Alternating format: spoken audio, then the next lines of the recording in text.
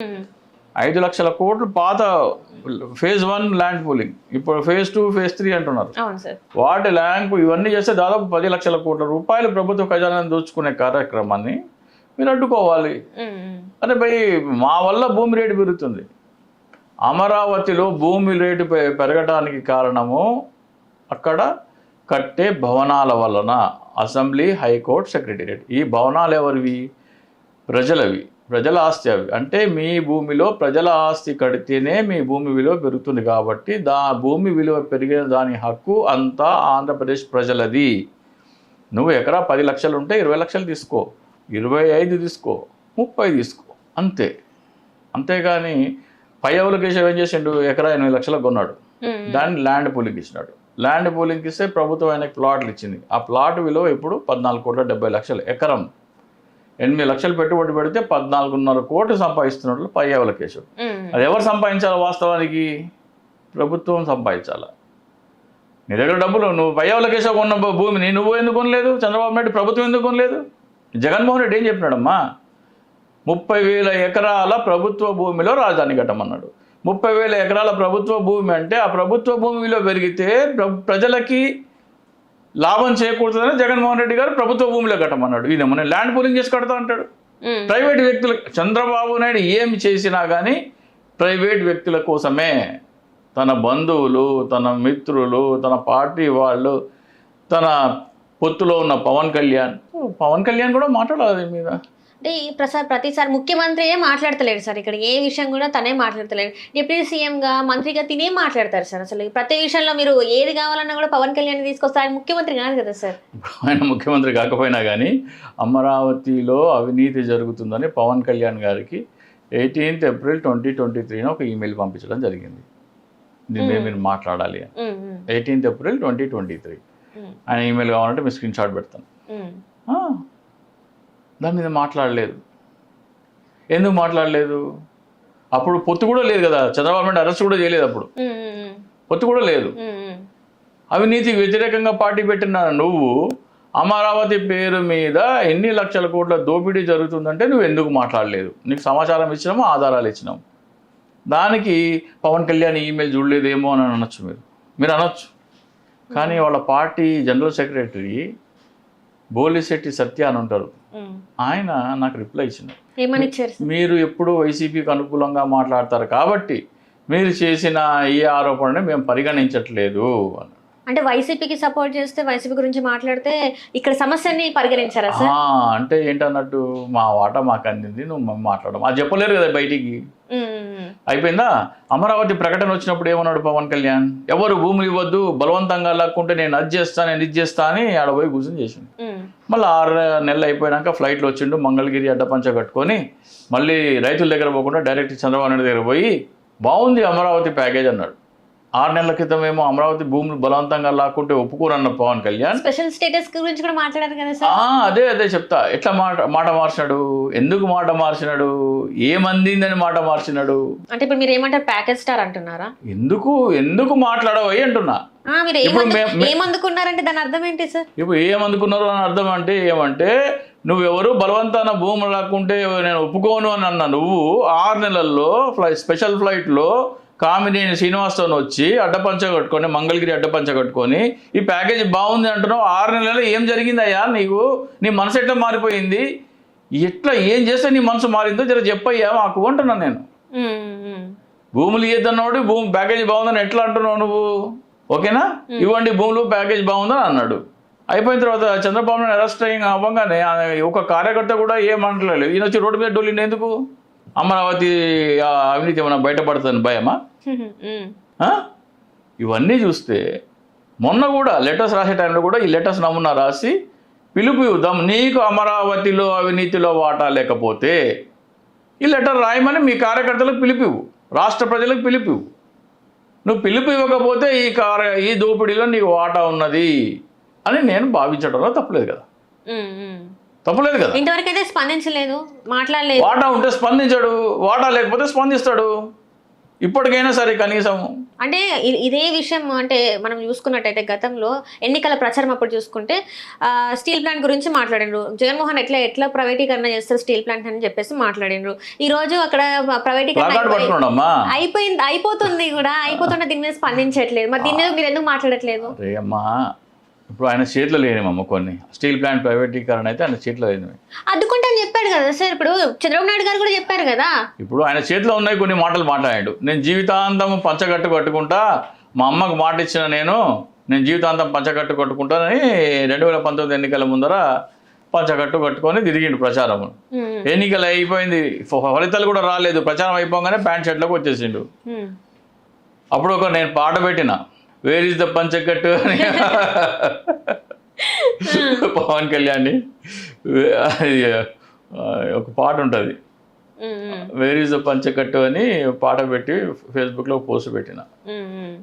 So ఆ మాట పవన్ కళ్యాణ్ అన్న మాట ఏది, నేను జీవితాంతం పంచకట్టుకుంటానన్నమాట, ఆ video continuation with where is the పంచకట్టు వేర్ ఈజ్ ద ఇది ఒక పాట ఉంటుంది.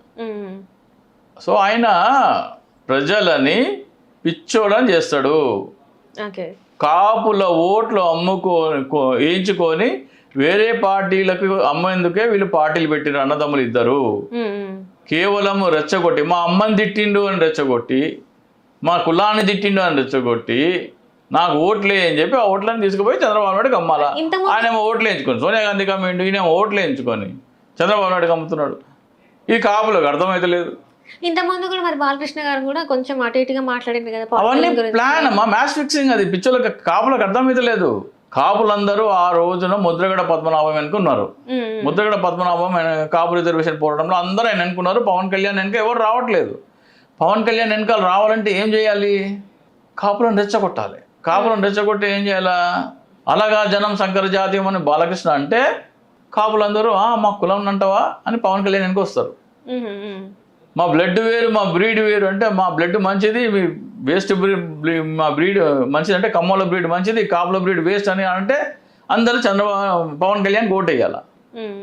చిరంజీవికి పనికిరాడు రాజకీయాలుగా అంటే అందరు వెళ్ళి పవన్ కళ్యాణ్ ఓటు వేయాలి. ఇవన్నీ ఇద్దరు కూడబలుకొని చేసి ఇచ్చుకున్న ప్రకటనలు. కాపుల మనోభావాలు రెచ్చగొట్టి ఓట్లు వేయించుకొని ఓట్లు చీల్చి మళ్ళీ చంద్రబాబు నాయుడు అధికారంలోకి రావడం కోసం ఇది ఇద్దరు.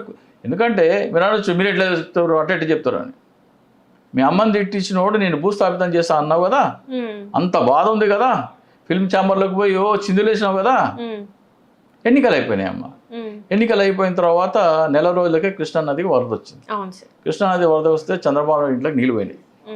అప్పుడు పవన్ కళ్యాణ్ ఏమంటారు తెలుసా, జగన్మోహన్ రెడ్డి ఒక మాజీ ముఖ్యమంత్రి ఇంట్లోకి వరద నీళ్ళు పోతే నువ్వేం చేస్తున్నావు జగన్ అన్నావు. అరే నిన్నటిదాకా మా అమ్మని తిట్టింది అన్నావు, నా కులాన్ని తిట్టింది అన్నావు, వాళ్ళ ఇంట్లో నీళ్ళు పోతే ఏమి, వాళ్ళ ఇల్లు మునిగితే నీకేమి? నెల రోజులు కాలేదు ఎన్నికలయ్యి, వాళ్ళ ఇంట్లో నీళ్ళు పోతే ఆయన తట్టుకోలేకపోతున్నాడు. భవన నిర్మాణ కార్మికుల సభ పెట్టినాడు 100 రోజుల తర్వాత, 100 రోజులు కాకముందరే అనుకుంటా, 100 రోజులకు. అది కూడా ఇటు పక్కన అచ్చెన్నాయుడు, ఇటు పక్కన అయ్యన్న పాత్రుడు, ఇద్దరు మళ్ళీ టీడీపీ వాళ్ళే. అంటే మీరు ఎంత డ్రామాలు ఆడిందో అర్థం చేసుకోమంటున్నా ప్రజలకి. ఇదంతా అసలు ఎందుకు గ్రహిస్తలేరు ప్రజలు అంటారు సార్? అసలు ఎందుకు, ఏంటి వాళ్ళ ప్రాబ్లం ఏంది? కుల పిచ్చి ఒకటమ్మా. అట్లాగే సినిమా వాళ్ళు ఏం చేస్తారంటే, ఇప్పుడు సినిమా వాడు ఒక డైలాగ్ చెప్తే ఆ డైలాగ్ ఆ క్యారెక్టర్ చెప్తుందని అర్థం కావట్లేదు. ఒక గుద్దుతో 100 మంది గాల్లోకి లేస్తే అది గ్రాఫిక్స్, అది అబద్ధం అని వీళ్ళకి అంటే నిజంగా పవన్ కళ్యాణ్ గుద్దితే 100 మంది గాల్లో లేస్తారు అనుకుంటారు. అంత పిచ్చోళ్ళు వీళ్ళు. ఆ క్యారెక్టరు ఆ సినిమాల డైలాగులు చెప్తూ ఉంటారు ఏమన్నా అయితే. అరే అది కల్పితం రా బాబు, అది అబద్ధం, అది కల్పిత. దీంట్లో ఈ అభిమానులు బతుకుతూ ఉంటారు. అభిమానులు ఇంత అభిమానం చూస్తుంటే నిజంగా మాకు అన్ని పవర్స్ ఉన్నాయేమో అని వీళ్ళు అనుకుంటారు. నేను బాలకృష్ణ డైలాగులు చూసి అట్నే అంది. ఎక్కడ మీరు అక్కడ టూలా అంటున్నారా, లేకపోతే బయట మాట్లాడింది అంటున్నారా? బయట మాట్లాడిందే మాకు ఇన్ని పవర్స్ ఉంది, మాకు ఇంత. ఎవరు నువ్వు, ఎవరు మీ సినిమా నటులు ఎవరు? ఆఫ్టర్ ఆల్ గాళ్ళు మగానికి రంగులు వేసుకొని గంతులు వేసి కల్పిత కథకి కట్టు కథకి మీరు చేసే నటన ఒక అబద్ధం చూపించి అది నిజమని అభిమానులు భ్రమలో ఉంటే, ఆ అభిమానులు దాన్ని నమ్ముతున్నారు కాబట్టి నిజమని మీరు కూడా భ్రమలో ఉంటే అది మానసిక రోగం. అభిమానులు మానసిక రోగులు అయితే మీరు మహామానసిక రోగులు. మీరు ఆఫ్టర్ ఆల్ గాళ్ళు ఎట్లా అంటే దేశ జీడిపిని నాశనం చేస్తున్నారు మీరు. ఒక్క నిమిషం సార్, ఇక్కడ మీరు ఈ మాట మరి వెనక్కి తీసుకోవాలి. ఎందుకంటే మొహానికి రంగేసుకునే అంటే మీరు తమిళనాడులో చూసుకున్నా, మన ఎన్టీఆర్ గారిని చూసుకున్నా, ఎంతమంది మొహానికి రంగేసుకున్న వాళ్ళు రాజకీయ నాయకులు రాష్ట్రాలు నిలలేదు సార్. మీరు ఆ మాట ఎట్లా అంటారు సార్? మొహానికి రంగులు వేసుకున్నారంటే ఆ భ్రమల్లో బతుకుతున్నారు. మీరు వాస్తవ రూపంలోకి వస్తే మీరు ఏంటండి? మీరు ఈ మాట వెనక్కి తీసుకోవాలి. అస్సలు తీసుకోను. దేశ జీడిపిని నాశనం చేసింది సినిమా టీవీ ఇండస్ట్రీ, మైక్రో ఇండస్ట్రీని, టీవీ సీరియల్ని నాశనం చేస్తే కుటీర పరిశ్రమలన్నీ ఏమైపోయినాయి అమ్మా? ఎక్కడ చేస్తున్నారు? ఇంతకుముందు భర్త పనికి వెళ్ళిపోగానే భార్యలందరూ ఇంట్లో కుటీర పరిశ్రమ చేసి ఒక పని చేసుకునేవాళ్ళు, బొమ్మలు చేయటమో, బుట్టలటమో, లేకపోతే బీడీ చుట్టడమో ఏదో ఒకటి చేసేవాళ్ళు. సీరియల్ వచ్చిన తర్వాత ఎవరేం పని చేస్తున్నారమ్మా? కుటీర పరిశ్రమ నాశనం చేసింది. ఎవరు ఇంట్లో వంటలు చేసేవారు? అన్ని కర్రీ పాయింట్లకే తెచ్చుకుంటున్నారు ఇవాళ టీవీ సీరియల్ చూసుకుంటా. అంటే ఇండస్ట్రీ అనేది మొత్తం ప్రొడక్టివిటీ నాశనం చేస్తారమ్మా వీళ్ళు. ఎంటర్టైన్మెంట్ వద్దంటారా? మరి ఎంటర్టైన్మెంట్ కావాలమ్మా. సినిమా ఎంటర్టైన్మెంట్ కాదు, ఎంటర్టైన్మెంట్. స్పోర్ట్స్ని చంపేసింది సినిమా. మన దేశం ప్రపంచంలోనే అత్యధిక జనాభా గల దేశము ఒక గోల్డ్ మెడల్ గడవలేకపోతుంది కదమ్మా. ఎక్కడ పెడుతున్నారు మీ ఎఫర్ట్స్ అన్ని? ఎక్కడ పెడుతున్నారు మీరు? సినిమాలు సీరియల్ ఇక్కడ మీ టైం స్పెండింగ్. సాయంత్రం ఆఫీస్ పని టైంలో సినిమా రీల్స్ చూడటము, సినిమా క్లిప్పింగ్ చూడటము. అరే సినిమానే ఒక వేస్ట్ దరిద్రంలో అంటే ఆడు సినిమా హీరోని కూర్చోబెట్టి అదేమి అన్స్టాపబుల్ అని, ఏదో అలీతోని ఒక ప్రోగ్రామ్ అని సరదాగాని, ఆ మంచు లక్ష్మిని కూర్చోబెట్టి ఆ సినిమా ఎవడెవడితో ఏమేం చేసిండో అవన్నీ మాకెందుకు? ఎలాన్ మస్క్ ఏం చేసిండు, అబ్దుల్ కలాం ఏం చేసిండు, ఎవరు ఎట్లా ఇంజనీర్ అయినరు, ఇది చెప్పు మాకు, మా జనరేషన్కి. ఎలాన్ మస్క్ ఏం చేశాడు తెలుసా? కాళ్ళు చేతులు పడిపోయిన ఆయన ఒక బ్రెయిన్లో చిప్ పెట్టి మాట్లాడకుండా కంప్యూటర్తో కమ్యూనికేట్ చేస్తున్నాడు ఆయన. ఎక్కడ పోతుంది? మనం ఎక్కడున్నాము? మన టైం ఎక్కడ స్పెండ్ చేస్తున్నాము? నికృష్ట వృత్తి ఇది. దేశ జీడిపిని సర్వనాశనం చేస్తుంది ఇది.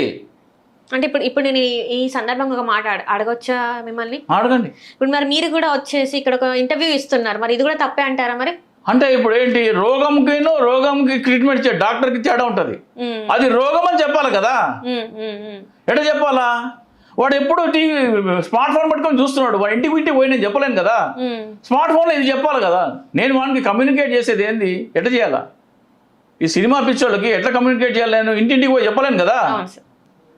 వాడు ఎక్కడ ఏ దేంట్లో నిమగ్నం ఉన్నాడో ఆ లోకంలోకి నేను వెళ్ళి చెప్పాలా. వేరే గత్యంతరం లేదు నాకు, కాబట్టి నేను ఇక్కడ చెప్పాల్సి వస్తుంది. నేనే ముఖానికి రంగేసుకోలేదమ్మా. అంటే మీరు తప్పక ఎంచుకున్న ఒక మార్గం అంటారు ఇది. ఇప్పుడు వాడు ఒక మాయ ప్రపంచంలో బతుకుతున్నాడు, వాడి మాయ ప్రపంచం బయటికి తీసుకురావాలంటే నేను కూడా ఆ ప్రపంచంలోకి పోవాలా. వాడు ఏ స్మార్ట్ ఫోన్లో మునిగిపోయినాడో ఆ స్మార్ట్ ఫోన్లో మునిగిపోయిన వాడికి నువ్వు చేసే తప్పురా, దేశ జీడిపి నాశనం అవుతుంది, కేవలం కల్పిత కదా, వాళ్ళకంత సీన్ లేదు, వాళ్ళు ఆఫ్టర్ ఆల్ గాళ్ళు అని చెప్పాలా. నేను మొన్న చెప్పలేదు అనుకుంటా, ఒక మ్యారేజ్ ఫంక్షన్కి వెళ్తే ఒక ఆయన వచ్చి ఎప్పుడు పవన్ కళ్యాణ్ తిడితో ఏంటి సంగతి అన్నారు. మీ నాన్నగారు ఏం చేస్తారంటే తాపీ మేస్త్రి అన్నారు. మీ నాన్నగారిని పిలిచాను, కళ్ళకు దండం పెట్టిన. ఎందుకు దండం పెట్టినా సార్? నువ్వు పవన్ కళ్యాణ్ దండం పెడుతున్నావు, మీ నాన్న కళ్ళకి నేను దండం పెట్టాను. ఎందుకంటే ఈయన దేశ జీడిపికి తోడ్పడుతున్నాడు, ఈయన ప్రొడక్టివిటీ చేస్తున్నాడు. పవన్ కళ్యాణ్ ప్రొడక్టివిటీని నాశనం చేస్తున్నాడు. శనివారం సినిమాకి వెళ్ళాలని కంపల్సరీ అండి, కొత్త సినిమా వస్తే మీరు వెళ్ళాలంటే అలా అవునండి అన్నాడు. అంటే ఆ రోజు పని పోయినట్టే కదా, ఆ రోజు ప్రొడక్టివిటీ పోయినట్టే కదా. సినిమా ఏంటి, ఆఫ్టర్ ఆల్ ఒక ఎంటర్టైన్మెంట్. అది వేరే స్పోర్ట్స్లో నువ్వు ఎంటర్టైన్మెంట్ మీరు వెతుక్కుంటే ఒలింపిక్లో మనకు మెడల్స్ వస్తాయి. సినిమా బ్యాన్ చేయండి అమ్మా, సినిమా బ్యాన్ చేయండి, ఇట్లా ఉంటుంది మన జీడిపి షూట్ అవుతుంది. చైనాని దాటేస్తాం మనం.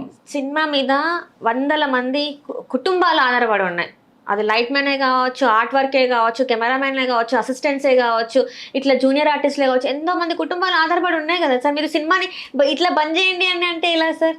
ఎంతోమంది ఎవరమ్మా, లైట్ మ్యాన్లు, కెమెరామెన్లు, ఆర్ట్ వాళ్ళు, వీళ్ళందరికీ సినిమా బంద్ చేస్తే వేరే ఎంప్లాయ్మెంట్ దొరకదా?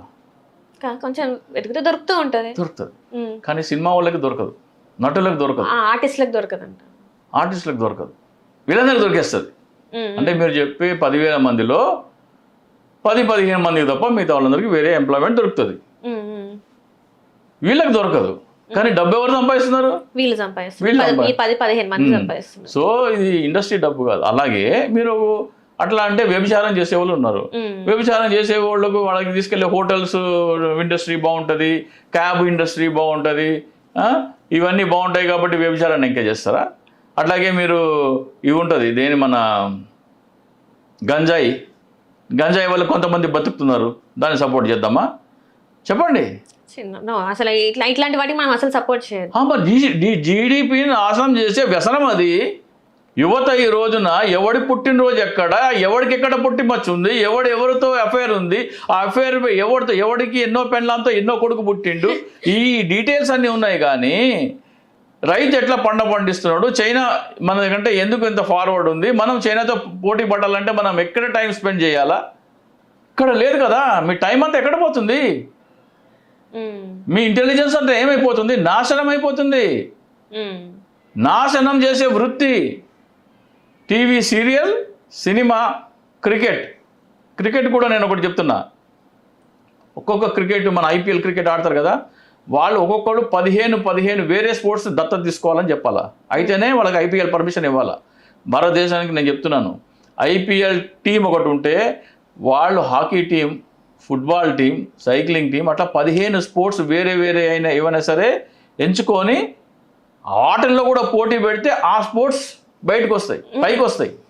ఆ స్పోర్ట్స్లో మనకి ఇంటర్నేషనల్ పథకాలు సాధించే గుర్తింపు వస్తుంది. సో ఒక్కొక్క ఐపీఎల్ టీం కనీసం 15 వేరే క్రీడల టీంని కూడా తీసుకుంటేనే మీకు పర్మిషన్. అంటే మొన్న చూసుకున్నట్టయితే ఇక్కడ కోల్కతాకి ఇంకా హైదరాబాద్కి మెస్సీ వచ్చాడు కదా సార్, దాన్ని ఎంకరేజ్ చేస్తున్నట్టే కదా. మెస్సీ వస్తే హైదరాబాద్, మన విదేశీ మెస్సీ మన దేశానికి వస్తే కరెక్టా? మన దేశంలో మెస్సీ లాంటి వాళ్ళు తయారైతే కరెక్టా? మన దేశం మరి స్పోర్ట్స్ కి అంత విలువిస్తుందంటారా? అదే నువ్వు చెప్తున్నావు కదా, సినిమా మొహానికి రంగులు వేసుకుని గంతులు వేసేవాడు నేను దేవుళ్ళలాగా చూస్తే, నువ్వు దేవుడవురా బాబు. పవన్ కళ్యాణ్, చిరంజీవి, బాలకృష్ణ, మహేష్ బాబు కాదు, నువ్వు దేవుడవు. నువ్వు ఫుట్బాల్ స్టార్ అవ్వు, నువ్వు హాకీ స్టార్ అవ్వు, నువ్వు చెస్ ప్లేయర్ అవ్వు, నువ్వు టెన్నిస్ స్టార్ అవ్వు, నువ్వు అవ్వు, వాళ్ళు కాదు, నువ్వు అవ్వు. అంటే పొలిటీషియన్ అవ్వద్దు అంటారా మరి? పొలిటీషియన్ అవ్వు ఎవరుతున్నారు? Politician is the best noble. నిజానికి దిశ ఇచ్చేది ఎవరు? ఈ రోజున అమెరికాలో ప్రఖ్యాత కంపెనీలన్నీ భారతదేశ వాళ్ళు ఎందుకు ఎట్లా సీఈఓలుగా ఉన్నారు? ఎక్కడ చదివినారు వాళ్ళందరూ? ఐఐటి ఎవరు స్థాపించినారు? ఐఐటి ఎందుకు స్థాపించినారు? ఇంజనీరింగ్లో కూడా మేధావులను ఎంచి తీసి క్రీమ్ని తయారు చేయాలని ఐఐటి స్థాపించాడు నెహ్రూ. ఆయన విజన్ వల్ల కదా ఈ రోజున ఐఐటి తయారై అమెరికాలో గూగుల్ కానీ మైక్రోసాఫ్ట్ కానీ వీటన్నిటిని శాసించేది ఎవరు? భారత ఐఐటిలో చదివిన వాళ్ళు. అది విజన్ ఎవరిది? ఒక పొలిటీషియన్ది. ఆరోగ్యశ్రీ ఎవరిది? ఒక పొలిటీషియన్ది. నాడు నేడు ఎవరిది? ఒక పొలిటీషియన్ది. రైతు భరోసా కేంద్రం ఎవరిది? ఒక పొలిటీషియన్ది. పొలిటీషియన్ నీచమైన వృత్తి కాదమ్మా, దేశాన్ని నడిపించి ఒక దిశ ఇచ్చే వృత్తి అది. అంటే పొలిటీషియన్ అవుతున్నాడు అంటే డబ్బులు సంపాదించుకోవడానికి మాత్రమే, ఈజీ ఎర్నింగ్ అనేది పొలిటికల్ వాళ్ళే చేస్తారని చెప్పేసి ఒక అపోహ బయట అయితే ఉంది సార్. చాలా మంది అంటూ ఉంటారు పొలిటీషియన్ అయితే చాలా డబ్బులు సంపాదించుకోవచ్చు అని చెప్పేసి. మనం ఇక్కడ తెలంగాణలో చూసుకున్నాం కదా సార్, సర్పంచ్ ఎలక్షన్స్ జరిగినాయి, ఎన్నుకున్న అభ్యర్థి డబ్బులు పంచితే కానీ ఓటైన పరిస్థితి. మరి ఇప్పుడు ఏమంటారు సార్? మరి అవునమ్మా, దానికి మీరు అట్లా అంటోళ్ళు కాకుండా మంచిగా టాలెంట్ ఉన్న వాళ్ళని, సమాజానికి మేలు చేసే వాళ్ళని మీరు ఎంచుకోండి. మీరు ఓటుకి డబ్బులు ఎందుకు తీసుకుంటున్నారు? దానికి కూడా ఉన్నాయి, అన్నిటికీ సొల్యూషన్స్ ఉన్నాయి. మీరు ఫస్ట్ ఆఫ్ ఆల్ సమాజం పట్ల బాధ్యత ఉండాలి. మీకు బాధ్యత ఉంటే అన్నిటికీ సొల్యూషన్స్ ఉంటాయి. Right sir, right. Thank you so much sir. Hello, Telugu రాజ్యం ఛానల్ చూస్తున్నారా?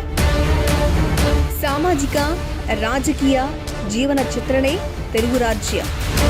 అతిశయోక్తులు, అసత్యాలు ఉండవు. రాజకీయ కోణం కాదు, ప్రజా కోణమే కొలబద్ద. తెలుగు రాజ్యం వీక్షణ మీ ఉత్తమ అభిరుచికి నిదర్శనం.